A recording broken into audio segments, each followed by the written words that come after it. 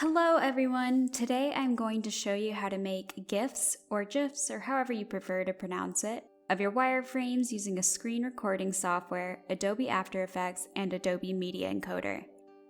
GIF stands for Graphics Interchange Format, and it's a type of file format commonly used for short animations. These animations can be set to be played once or loop endlessly. For this tutorial, we are going to create an endlessly looping animation of our wireframe interactions so that they can be easily shared with clients or added to existing web pages or documents. First, you will need to take a screen recording of your wireframe in preview mode. Here, I have an InVision Studio wireframe of a water consumption tracking app called Hydrate. I want to make sure that the prototype looks like it's being played on an iPhone, so I'm going to make sure that the device border is set to a space gray iPhone XS. You can adjust what type of device as well as the color in the device border drop-down menu. If your wireframing tool does not have device borders, you can always create your own in Photoshop and layer it over your wireframe footage in After Effects later. Next, I'm going to open preview mode of my wireframe and adjust the window size to provide some white space around the device. This extra space will allow us to clearly define the borders of our device later on.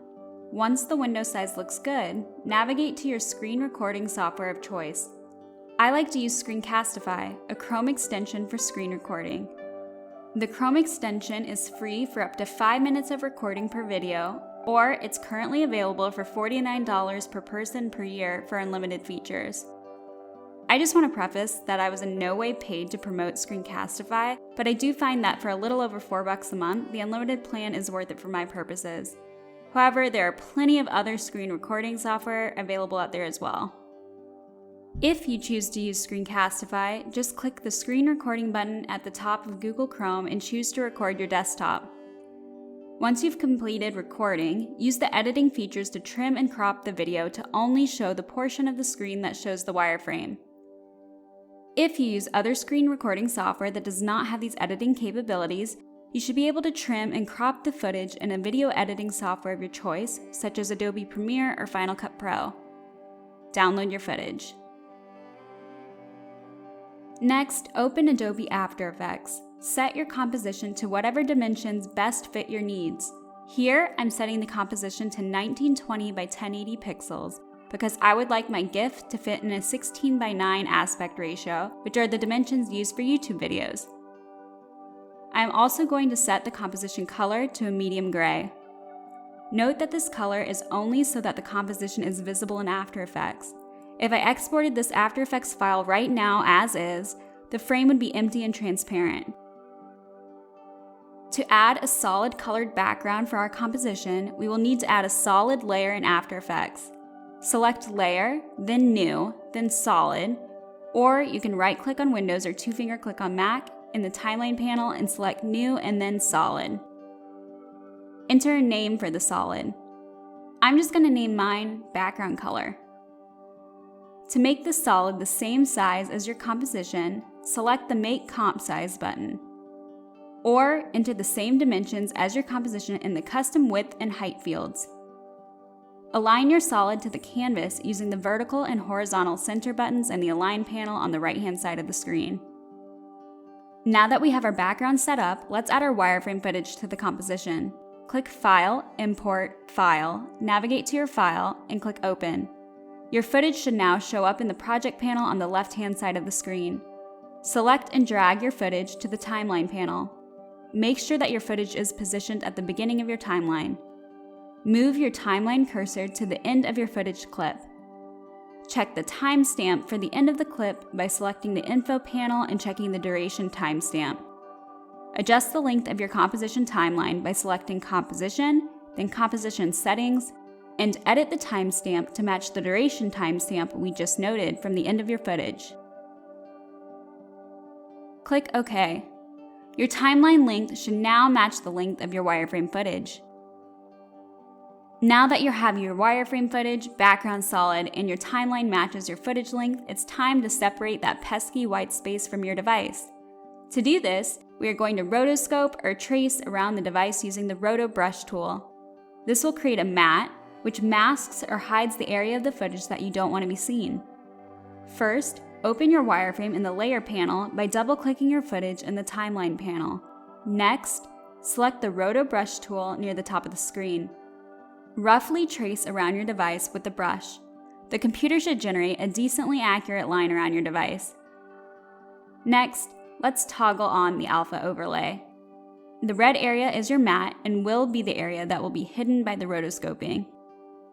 Since our device is currently red rather than the white space around it, we need to invert our matte. To invert the matte, click the arrow next to your footage and expand the effects options.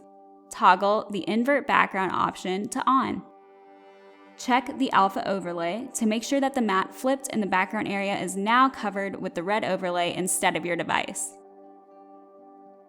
Now that we have an initial selection and matte created for rotoscoping, you can help define the matte by either adding or subtracting from the selected area.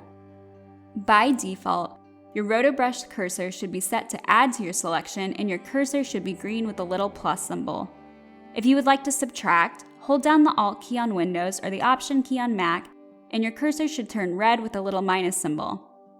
To adjust the size of your brush, press and hold Control on Windows or Command on Mac and drag. Go ahead and adjust your selection until it fits around your device properly.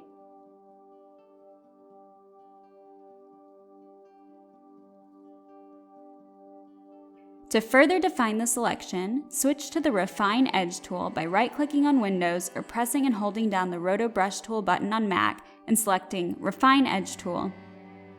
Trace the outline of your matte with the Refine Edge tool to provide a slightly feathered effect and reduce any harsh lines.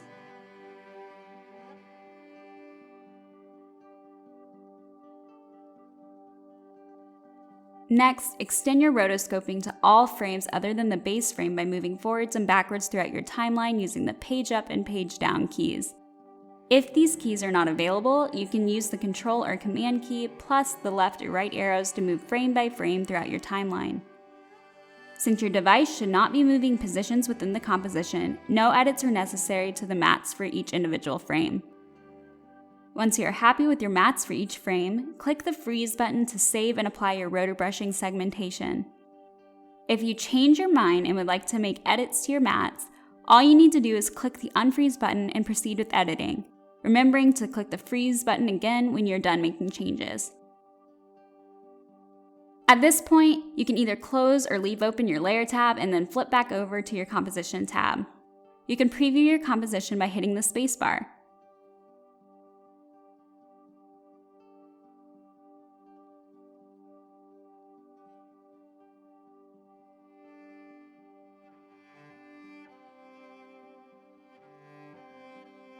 If you're happy with your composition, then we can finally save and export the file.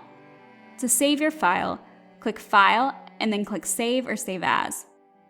Once your file is saved, you can export your file by clicking File, Export, and then Add to Adobe Media Encoder queue. Your file should pop up in the Adobe Media Encoder application. Next, make sure that your output format is set to Animated GIF. You can make changes to the name of your GIF file by clicking the output name and making any necessary edits.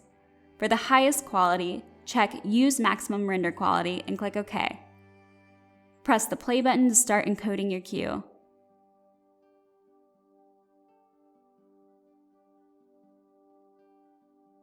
Once the media encoder is done, locate your file.